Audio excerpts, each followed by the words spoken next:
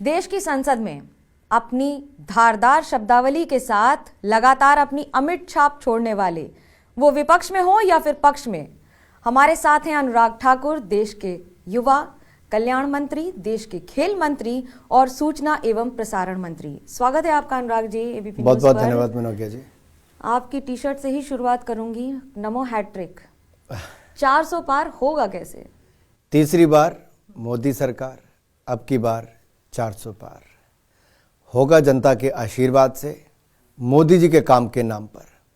देखिए, जिस व्यक्ति ने 10 वर्ष पूरे समर्पण भाव के साथ देश को एक लड़खड़ाती चरमराती अर्थव्यवस्था से बाहर निकालकर दुनिया की पहली 5 बड़ी अर्थव्यवस्थाओं में लाकर खड़ा कर दिया, जो संकल्प लेके चला है कि तीसरी बार आएंगे, हैट्रिक लगाएंगे और भारत की अर्थव्यवस्था को भी दुनिया की तीसरी सबसे बड़ी अर्थव्यवस्था बनाएंगे, तो उन्होंने दिखाया है पिछले 5 वर्षों में कैसे 25 करोड़ गरीबों को गरीबी रेखा से बाहर निकाला जा सकता है, कैसे 45 करोड़ बैंक खाते खुल सकते हैं, 13 करोड़ घरों को नल से जल दिया जा सकता है, 4 करोड़ पक्के मकान बनाकर दिए जा सकते हैं और 10 करोड़ से ज़्यादा बहनों को उज्ज्वला में रसोई गैस का सिलेंडर चूल्हा मुफ्त में दिया जा सकता है, 80 करोड़ लोगों को अनाज मुफ्त में दिया जा सकता है, 60 करोड़ लोगों को 5 लाख का इलाज।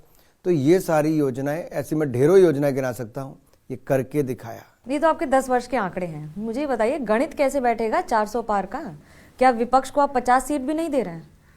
ये तो आपके सर्वे भी नहीं दे रहे हैं।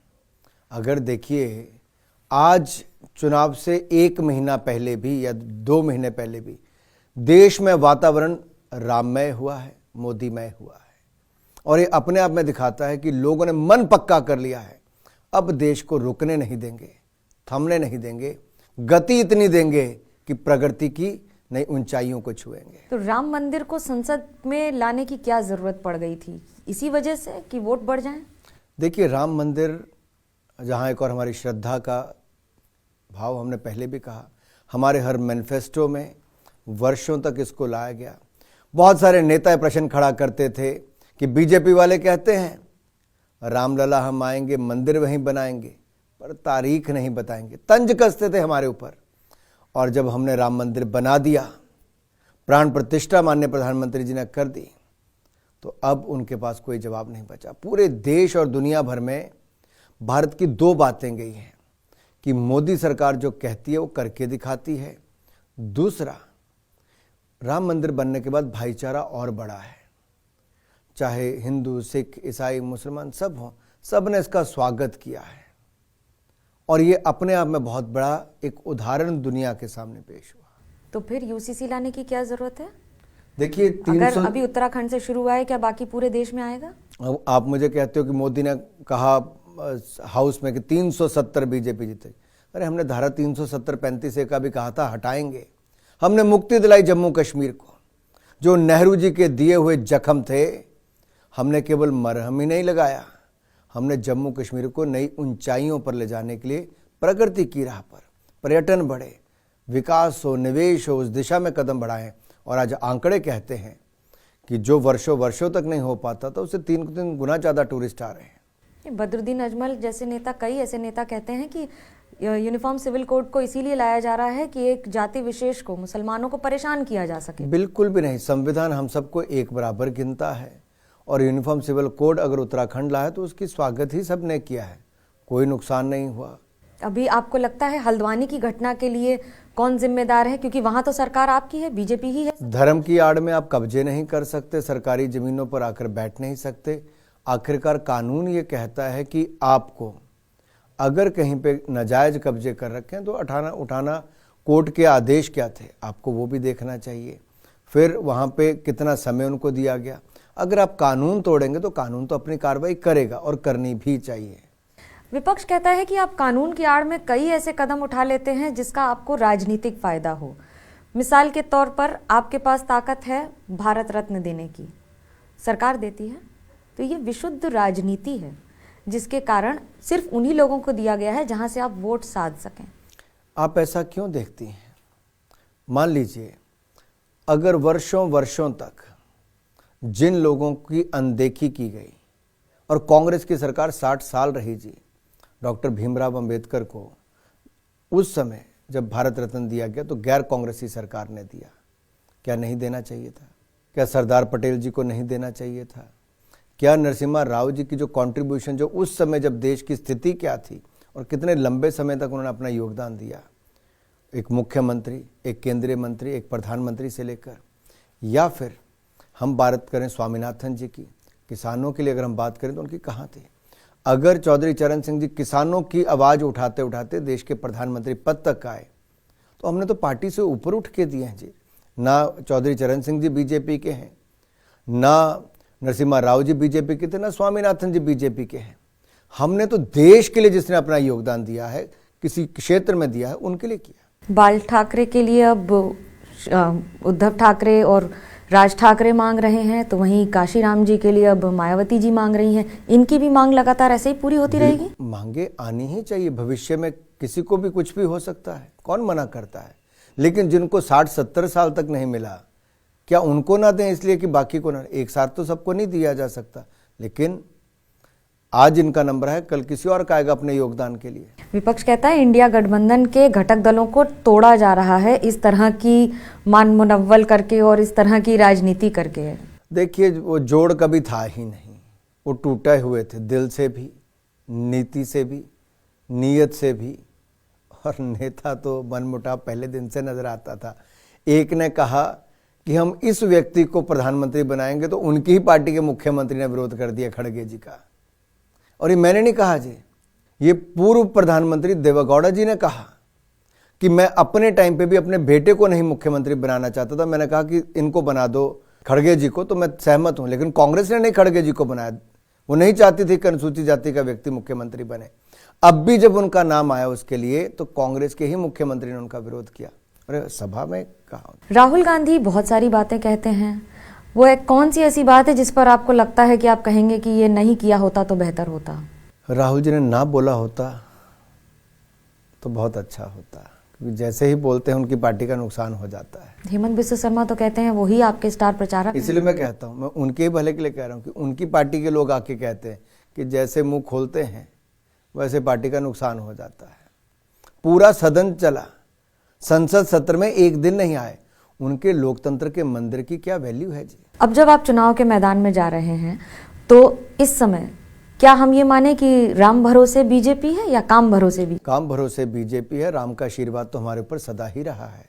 राम जी का आशीर्वाद है, तभी तो हम 2014 में पूर्ण बहुमत से आए, 2019 में पूर्ण बहुमत से आए, तभी तो भव्य राम मंदिर बनाकर दिखा पाए। लेकिन राम भक्तों का, गरीबों का कल्याण करने का काम मोदी सरकार ने किया, तभी तो 25 करोड़ गरीब गरीबी रेखा से बाहर आए। आप हमारे काम से दूर मत जाइए जी। हमने देश की अर्थव्यवस्था को बचाया, हमने आगे बढ़ाया, देश का मान सम्मान दुनिया भर में बढ़ा, और यही नहीं, दुनिया भर का निवेश भारत में आया। और आगे 5 सालों में तो मुझे वो दिखता है होता हुआ कि जिसकी कल्पना हमने कभी नहीं की हो। देखिए, अगर 35 से ज़्यादा वंदे भारत ट्रेन चल पाई, 96,000 किलोमीटर नेशनल हाईवे से बढ़कर 1.5 लाख किलोमीटर नेशनल हाईवे हो गए, 74 एयरपोर्ट से बढ़कर 150 एयरपोर्ट हो गए, 5 शहरों से मेट्रो बढ़ के 20 शहरों में मेट्रो हो गई, 350 आपके मेडिकल कॉलेज से बढ़कर 700 से ज़्यादा मेडिकल कॉलेज नए खोल दिए, हमने 12 IIT से बढ़कर 19 कर दी, और 7 IIM से बढ़कर इसको ज़्यादा कर दिए, 14 कर दिए। ऐसे यूनिवर्सिटीज़ हमने 11 कर दी, और जो ग्रामीण सड़कें 3,20,000 किलोमीटर थी उनको बढ़ाकर अब नई 3,75,000 किलोमीटर कर दी। ऐसे अनेकों उदाहरण मैं आपको दे सकता हूं। 7 एम्स से बढ़ाकर 23 एम्स कर दिए। ये कैसे हुआ? ये हमारा काम है। काम पे तो आप मुझे कोई सवाल नहीं पूछते, तो मैं बताऊंगा कब?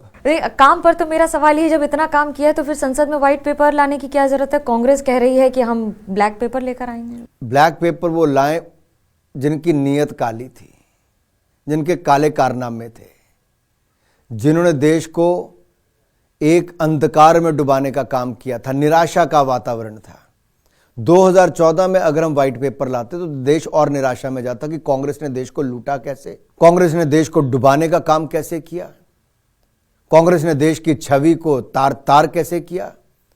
हमने देश को प्राथमिकता दी, हमने दलगत राजनीति से ऊपर उठ के देश के हित के बारे में सोचा कि मनोबल बढ़ाना है लोगों का, और हमने देश के लिए काम किया जी मोदी जी के नेतृत्व में। तब जाके 10 वर्षों के बाद आज हम बता रहे हैं कि उन्होंने कैसे बैंकिंग सेक्टर का बेड़ा गर्क किया। 12 में से 11 बैंक PCA फ्रेमवर्क में थे, आज 12 के 12 बैंक मुनाफे में है। ये मोदी सरकार के कारण। दूसरा, मैं सरकार पर आरोप लगता है कि बिजनेसमैन, टॉप बिजनेसमैन को बहुत ज्यादा फेवर करती है। आपको आता हूं, जो हमने व्हाइट पेपर में क्या कहा कि क्या क्या इनकी नीतियों में कमियां थी, कहां इनकी नीयत में कमी थी, कहां इनके नेता। प्रधानमंत्री मनमोहन सिंह नहीं, सोनिया गांधी जी के यहां फाइलें क्यों जाती? एनएसी के पास क्या मतलब था जी फाइलें जाने का? ये देश के लोगों के साथ विश्वासघात था, कोई अधिकार ही नहीं है। क्या कैबिनेट से बड़ी एनएसी थी? क्या प्रधानमंत्री से बड़ी यूपीए की चेयरपर्सन थी? ये अपने आप में सवाल खड़े होते हैं कि गोपनीयता का सवाल किस दौर में थे हम? ऐसे ही नहीं इतने 2G घोटाला, कॉमनवेल्थ खेल घोटाला, कोयला घोटाला, अगस्ता वेस्टलैंड घोटाला, फिर अंतरिक्ष घोटाला, देवास घोटाला, घोटाले पे घोटाला। एक घोटालों की सरकार थी कांग्रेस की। आपने घोटालों की बात की, मुझे ये बताइए कि दक्षिण भारत में बीजेपी के सीट के आंकड़े कैसे बढ़ेंगे? तभी तो 400 पार जा पाएंगे जो आप कह रहे हैं। हमारे अगर केरल, तमिलनाडु में खाता अगर खुलेगा। आप तमिलनाडु में आज हमारी बीजेपी की यात्रा को देखेंगे, निश्चित तौर पर आज तमिलनाडु के लोगों को लगा कि सही मायने में कोई सच्चा विपक्ष वहां पे तमिलनाडु में है तो भारतीय जनता पार्टी एक विकल्प के रूप में उभर रहा है। हम लगातार मेहनत कर रहे हैं। प्रधानमंत्री मोदी जी ने सेंगोल को जो मान सम्मान दिया, पूरे तमिलनाडु की जनता के लिए मान सम्मान था जी। ना केवल हमने परंपरा को वापस जीवित किया, हमने वहां के जो मंत्र उच्चारण करने के लिए भी जिन लोगों को बुलाया वो ओबीसी कम्युनिटी के भी थे। इसके अलावा जो काशी तमिल संगमम की बात की, वो इतिहास को दुनिया के सामने वापस रखा कि कैसे हमारी परंपराएं थी, क्या संबंध है काशी का, उत्तर का और दक्षिण का, सौराष्ट्र तमिल संगमम, ये अपने आप में बहुत बड़ी। फिर हमने वहाँ पे चेस ओलंपियाड दिया, हमने वहाँ पे खेलो इंडिया यूथ गेम्स दी, हमने वहाँ पे और बड़े टूर्नामेंट्स करवाए। प्रधानमंत्री मोदी जी के 11 दिन के अनुष्ठान में वो अगर दक्षिण भारत के मंदिरों में गए तो सबसे बड़ी प्राथमिकता वहाँ पे तमिलनाडु के ज़्यादा मंदिरों में गए। आप देखिए, आंध्रा हो, तमिलनाडु, प्रधानमंत्री जी ने लगातार गए भी और वहाँ के विकास के लिए सबसे बड़ा योगदान मोदी जी का है। और मैं ये इसलिए कहना चाहता हूँ, जब देश की छवि बढ़ती है, अच्छी होती है, देश में निवेश आता है, तो कहाँ आता है?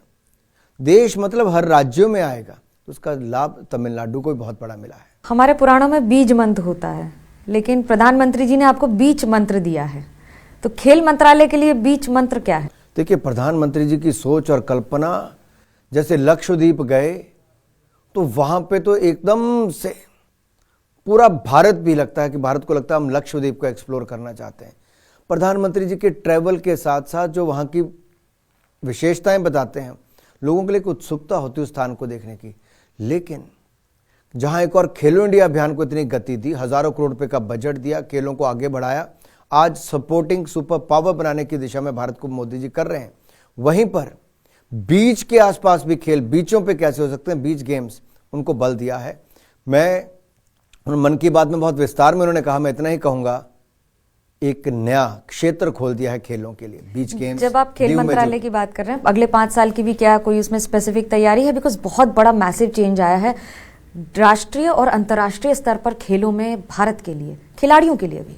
निश्चित तौर पर जब खेल की सुविधाएं बढ़े, संसाधन बढ़े और भारत की साख भी मेडल जीतने के साथ साथ अच्छी खेलों की सुविधाएं और नीतियों के लिए बढ़े, तो हम इसको तो और बढ़ाना चाहते हैं। 2036 में भारत ओलंपिक्स का आयोजन करके इतिहास बनाए, इस दिशा में हम आगे बढ़ रहे हैं। एक सवाल आईएनबी के जरिए, क्योंकि डीप फेक बहुत बड़ी समस्या है और ओटीटी पे जिस तरह का कंटेंट आ रहा है, इन दोनों को कैसे डील करेंगे? हमने जहां पर ओटीटी में अगर नग्नता हो और फुहड़ता हो या बाकी इस तरह का अपशब्द हो या गाली गलौज, इसको भी हमने कहा है कि जो हमारे ओटीटी प्लेयर्स हैं इसके ऊपर अंकुश लगाएं, इसमें सुधार करें। क्योंकि सेल्फ रेगुलेशन का मतलब ये नहीं कि आप कुछ भी परोसेंगे। अगर भारत के परंपराओं को या किसी धर्म की ठेस पहुंचाने की, आस्थाओं को ठेस पहुंचाने का काम करेंगे या फिर अश्लीलता परोसने का काम करेंगे, वो मंजूर नहीं है, उनको सख्त तरीके से कहा गया है। और अगर यूट्यूब पर या बाकी ऐसे प्लेटफॉर्म्स पर अगर कोई मित्र देशों के साथ हमारे संबंध खराब करने का जानबूझ के प्रयास करता है, कोई झूठ परोसता है, फेक न्यूज़ करता है, डीप फेक का प्रयोग करता है, उसके खिलाफ हमने कार्रवाई की भी है, आगे भी करेंगे। लेकिन डीप फेक एक सचमुच में बड़ी समस्या है, उसको लेके इलेक्ट्रॉन मेटी मंत्रालय और हमारा INB मंत्रालय दोनों ही बड़ी तेजी के साथ काम कर रहे हैं। अनुराग ठाकुर को प्रधानमंत्री नरेंद्र मोदी से कोई जीत मंत्र या कोई एक ऐसी बात सीखने को मिली है जो वो कभी नहीं भूलेंगे? देश के लिए समर्पण, सेवा भाव और दिन रात एक करके जीवन समर्पित कर दें और निष्पक्ष भाव के साथ काम करें। आप जब चुने जाते हैं तो आपका कोई दल नहीं है, आपके लिए देश बड़ा है। बहुत बड़ी बात और बहुत महत्वपूर्ण बात। धन्यवाद हमसे बात करने के अनुराग ठाकुर जी। तो बात ये नहीं है कि जीत कैसे होगी, लेकिन बात यह है कि अगर जीत की तैयारी होगी तो जीत भी करीब आ ही जाएगी। फिलहाल कैमरा पर्सन भूपेंद्र रावत और सूरज पांडे के साथ मुझे दीजिए इजाजत। खबरों का सिलसिला ABP न्यूज पर जारी है।